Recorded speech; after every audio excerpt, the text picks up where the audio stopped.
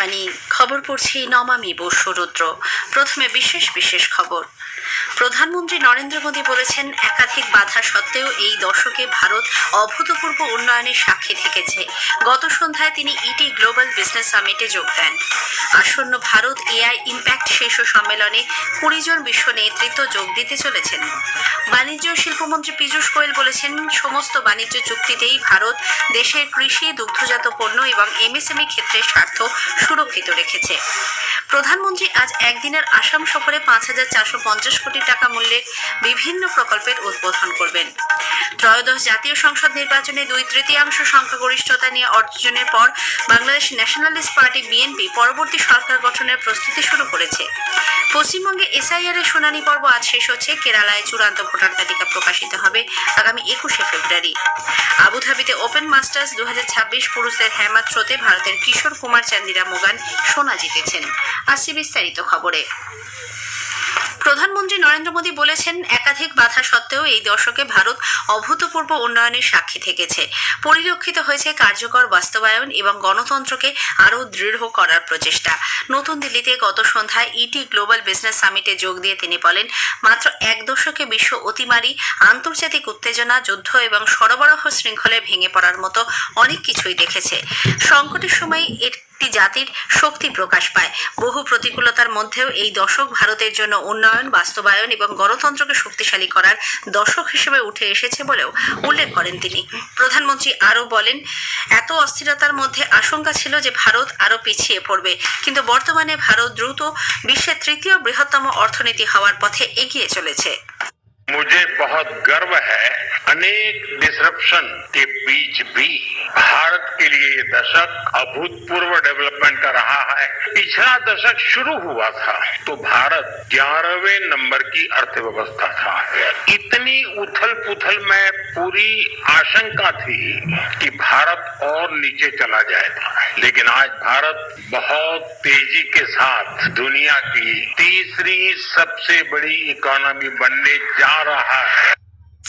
আসন্ন Bharat AI impact সামিটে 20 জন বিশ্ব নেতৃত্ব যোগ দিতে চলেছেন। আগামী 16 থেকে 20শে ফেব্রুয়ারি ওই সম্মেলনে ফ্রান্সের রাষ্ট্রপতি ইমানুয়েল ম্যাক্রো, ব্রাজিলের রাষ্ট্রপতি লুয়া ইনাসিও লুলা দা সিলভা, স্পেনের রাষ্ট্রপতি পেদ্রো সানচেজ পেরেস কাস্তোজেন, সুইজারল্যান্ডের রাষ্ট্রপতি গাই পারমেলিন, নেদারল্যান্ডের প্রধানমন্ত্রী ডিক শুভ, সংযুক্ত আরব আমিরশাহীর আবুধাবির যুবরাজ শেখ খালেদ বিন মোহাম্মদ বিন জায়েদ আল নাহিয়ান, মরিশাসের প্রধানমন্ত্রী ডক্টর নবীন চন্দ্র রামগুলাম, শ্রীলঙ্কার রাষ্ট্রপতি অনুরা কুমারা দিশানায়েকে, সেসেলসের উপরাষ্ট্রপতি সেবাস্তিয়ান পিল্লে এবং ভুটানের প্রধানমন্ত্রী শেরিং টোবগে উপস্থিত থাকবেন। বিদেশ মন্ত্রক এক বিবৃতিতে বলেছে, Bolivia, Croatia, Estonia, Finland, Greece, Guyana, Kazakhstan, Serbia এবং স্লোভাকিয়া থেকেও নেতৃবৃন্দ এই সম্মেলনে অংশ নেবেন। উপস্থিত থাকবেন 45টির বেশি দেশের মন্ত্রী পর্যায়ের প্রতিনিধি দল। রাষ্ট্রসংঘের মহাসচিব এবং অন্যান্য আন্তর্জাতিক সংগঠনের আধিকারিকরাও এই সম্মেলনে যোগ দেবেন।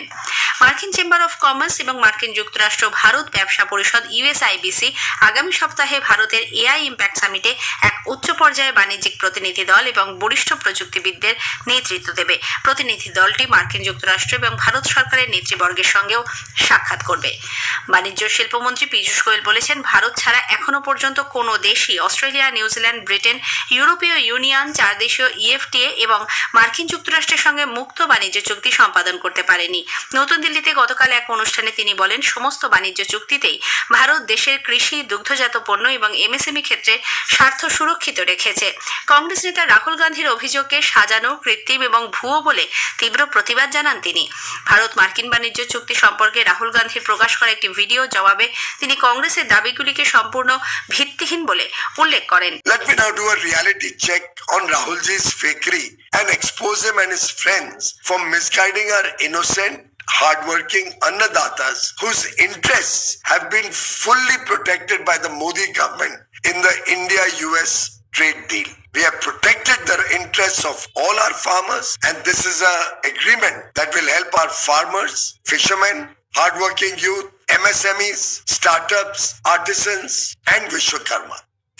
প্রধানমন্ত্রী আজ একদিনের আসাম সফরে যাচ্ছেন। সকাল 10:30 নাগাদ তিনি ডিব্রুগড় জেলায় জাতীয় সড়ক বরাবর গড়ে ওঠা মোরান বাইপাসে ইমার্জেন্সি ল্যান্ডিং ফ্যাসিলিটিতে অবতরণ করবেন। সেখানে তিনি বিভিন্ন লড়াকু বিমান, পরিবহন, উড়ান ও হেলিকপ্টারের প্রদর্শনী প্রত্যক্ষ করবেন। উত্তর পূর্ব ভারতে এ ধরনের ইমার্জেন্সি ল্যান্ডিং ফ্যাসিলিটি এই প্রথম।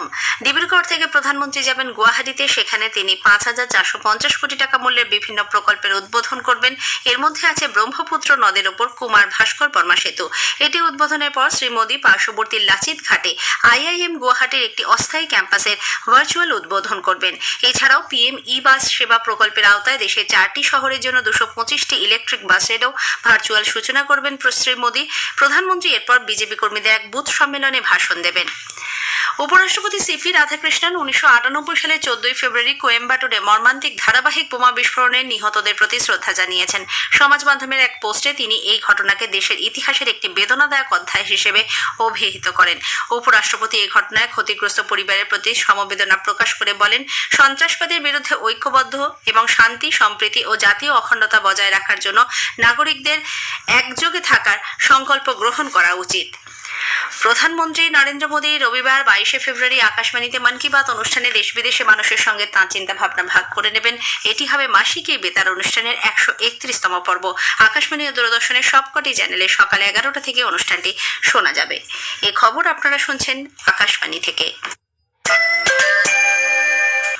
ত্রয়োদশ জাতীয় সংসদ নির্বাচনে 2/3 সংখ্যাগরিষ্ঠতা অর্জনের পর বাংলাদেশ ন্যাশনালিস্ট পার্টি BNP পরবর্তী সরকার গঠনের প্রস্তুতি শুরু করেছে।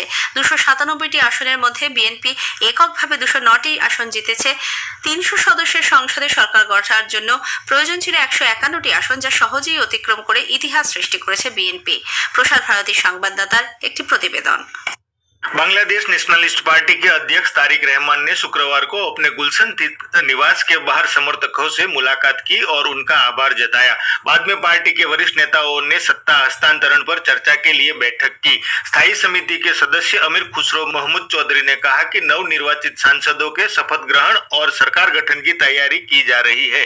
अधिकारियों के अनुसार सांसद 12 फरवरी को शपथ ले सकते हैं। BNP के महासचिव मिर्जा फखरुल इस्लाम आलमगीर ने इस जीत को खुशी और भावुक क्षण बताया। उन्होंने कहा कि अर्थव्यवस्था को सुधारना, कानून व्यवस्था बनाए रखना, भ्रष्टाचार पर रोक लगाना और न्याय सुनिश्चित करना नई सरकार की प्रमुख प्राथमिकताएं होगी। इस बीच बांग्लादेश जमाते इस्लामी और उसके 11 दलों के गठबंधन ने मतगणना में अनियमितताओं का आरोप लगाया और शिकायतों का समाधान न होने पर जन आंदोलन की चेतावनी दी। हालांकि जमात नेताओं ने जुलाई नेशनल चार्टर को लागू करने के समर्थन की भी पुष्टि की। नवल सिंह परमार, आकाशवाणी समाचार, ढाका। পশ্চিমবঙ্গে SIR এর শুনানি পর্ব আজ শেষ হচ্ছে। মুখ্য নির্বাচনী আধিকারিক মনোজ কুমার আগরওয়াল জানিয়েছেন, রাজ্যের সর্বত্রই ভোটারদের শুনানি ইতিমধ্যে শেষ হয়েছে। শুনানিতে ডাক পাওয়া 1,52,00,000 ভোটারের মধ্যে 1,23,00,000 ভোটারের নথিপত্র যাচাই করা হয়েছে। প্রায় 97% তথ্য কেন্দ্রীয় পোর্টালে আপলোড করার কাজও সম্পন্ন হয়েছে। কেরালার মুখ্য নির্বাচনী আধিকারিক রতনিউ কেলকার বলেছেন, রাজ্যের 140টি বিধানসভা আসনের মধ্যে 122টি আসনে খসড়া SIR তালিকা থেকে বাদ পড়া ব্যক্তিদের শুনানি সম্পন্ন হয়েছে। এখনও কোল্লাম, কোঝিকোড়ে, মালাপ্পুরাম এবং কান্নুর জেলায় শুনানি বাকি রয়েছে। মালাপ্পুরামের 7টি আসনে এখনও শুনানি হয়নি। কান্নুরের পেরাভুরে বাকি থাকা শুনানির সংখ্যা সব থেকে বেশি। রাজ্যে SIR এর পর চূড়ান্ত ভোটার তালিকা প্রকাশ করা হবে আগামী 21 ফেব্রুয়ারি। বিদেশ প্রতিমন্ত্রী কীর্তিবর্ধন সিং গতকাল নতুন দিল্লিতে আরব দেশ ও আরব লীগের দেশগুলির প্রতিনিধিদের সঙ্গে বৈঠকে মিলিত হন। বৈঠকে ইতিবাচক ও ফলপ্রসূ আলোচনা হয়েছে বলে উভয় পক্ষই মত ব্যক্ত করেছেন। বিদেশ মন্ত্রকের পূর্বাঞ্চলীয় সচিব P. কুমারান গতকাল সিওলে দক্ষিণ কোরিয়ার বিদেশ সচিব পার্ক ইউন জুয়ের সঙ্গে ষষ্ঠ বৈদেশিক নীতি ও নিরাপত্তা আলোচনার যৌথ সভাপতিত্ব করেন। আলোচনায় দুপক্ষ ভারত ও দক্ষিণ কোরিয়ার মধ্যে বিশেষ কৌশলগত অংশীদারিত্ব 2026 সালে অন্য উচ্চতায় নিয়ে যাওয়ার বিষয়টি পর্যালোচনা করেছেন।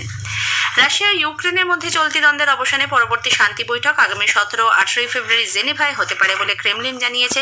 এর আগে শান্তি বৈঠক বসেছিল আবুধাবিতে। 2019-এর পুলওয়ামা সন্ত্রাসবাদী হামলায় নিহতদের প্রতি আজ স্মৃতি তর্পণ করা হচ্ছে। উপরাষ্ট্রপতি CP রাধাকৃষ্ণন এবং প্রধানমন্ত্রী নরেন্দ্র মোদী ওই ঘটনায় নিহত জওয়ানদের প্রতি শ্রদ্ধা জানিয়েছেন। আবুধাবিতে ওপেন মাস্টার্স 2026 পুরুষদের হ্যামা থ্রোতে ভারতীয় খেলোয়াড়রা অভূতপূর্ব ভালো ফলাফল করেছে। কিশোর কুমার চান্দিরা মোগান 30 বয়স বিভাগে সোনা জিতেছেন। তিনি 37.92 মিটারে থ্রো করে শীর্ষস্থান অর্জন করেন। দ্বাদশ Indian super league ISL football প্রতিযোগিতা আজ শুরু হচ্ছে। প্রথম দিনে গতবারের চ্যাম্পিয়ন মোহনবাগান সুপার জায়ান্টস মাঠে নামবে, প্রতিপক্ষ কেরালা ব্লাস্টার্স। যুব ভারতী ক্রীড়াঙ্গনে খেলা শুরু হবে বিকেল 5টায়। শেষ করার আগে খবরের বিশেষ কিছু অংশ আরও একবার। প্রধানমন্ত্রী বলেছেন, একাধিক বাধা সত্ত্বেও এই দশকে ভারত অভূতপূর্ব উন্নয়নের সাক্ষী থেকেছে। আসন্ন ভারত এআই ইম্প্যাক্ট শীর্ষ সম্মেলনে 20 জন বিশ্ব নেতৃত্ব যোগ দিতে চলেছেন। পশ্চিমবঙ্গে এসআইআর এর শুনানি পর্ব আজ শেষ হচ্ছে। খবর শেষ হলো। এরপরের খবর সকাল 10টা বেজে 10 মিনিটে।